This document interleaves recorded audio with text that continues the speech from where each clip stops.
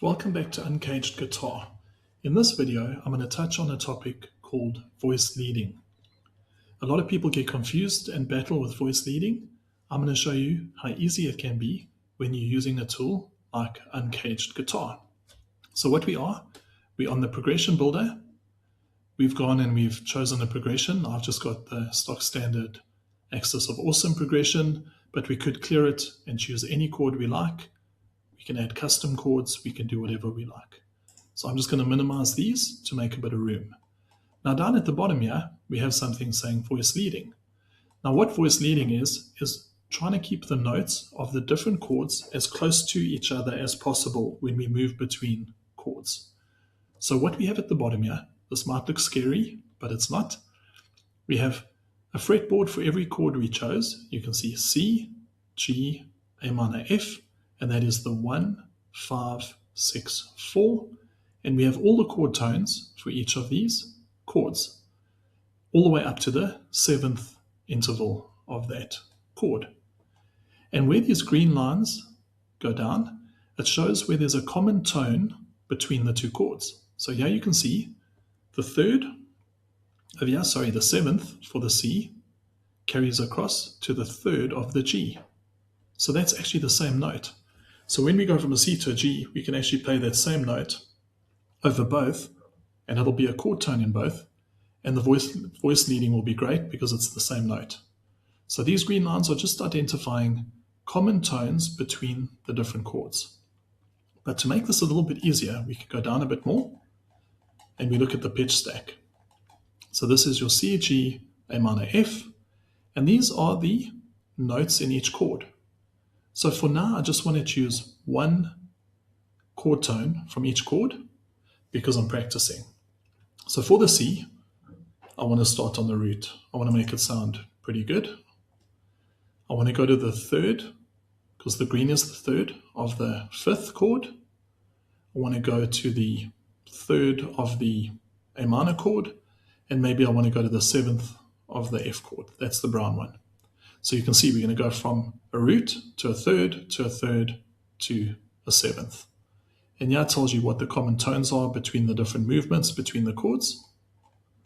So if we go up, this is now highlighted the note that we chose across the fretboard for each chord.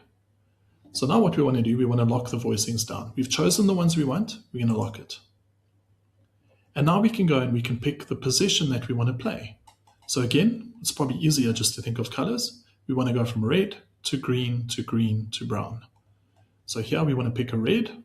So I might want to pick that red to green. Let's pick that green to brown. That's the notes we want to target over those different chords. And if we now go down to the solo map that we can export, it'll export this that you can practice along with it.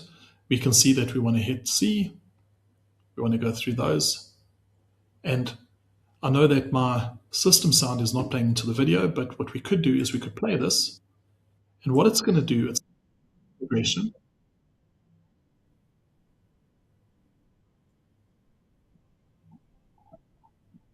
And over here, we show the note that's playing over each chord for you to practice along with.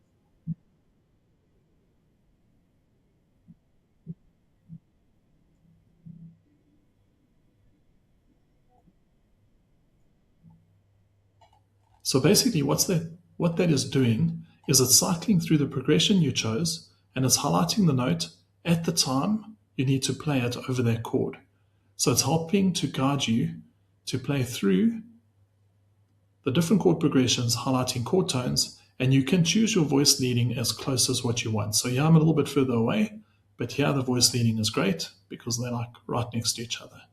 So that's just a way that you can use this to start practicing voice leading and chord tone targeting. And a nice feature is we started with one note for each chord. You can go up here and choose multi, and that gives you the ability to choose multiple notes per chord. So we might want to go from the root to the 5th, to the 3rd, to the 7th there as an arpeggio. Then we go in here, we might go from the third to the root, then to the third here, we might go up to the fifth, and then down here we might end on the root. So now you can see we've added a whole bunch more, and you can see when we play, I know the sound is not coming through. On the app you will hear it, but you can see the movement.